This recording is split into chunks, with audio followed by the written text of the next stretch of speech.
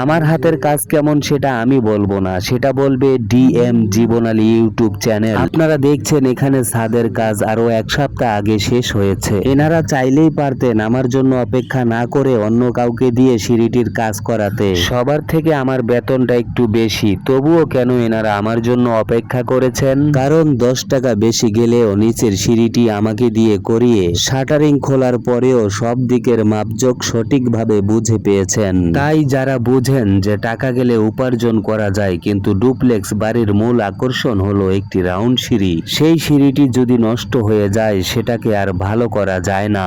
ওই ধরনের জ্ঞানী গুণী মানুষেরাই একটু দেরি হলেও আমার জন্য অপেক্ষা করেন। মনে রাখবেন, দ্বিতীয়বারের চেয়ারম্যান মেম্বার তারাই হতে পারে যারা আগেরবার ভালো কাজ করে। ঠিক সেরকম দ্বিতীয় সিঁড়ির কাজ আমাকে দিয়ে করানোর জন্য মালিকদের অপেক্ষায় বলে দেয় ডিএম জীবন আলী কেমন কাজ করে।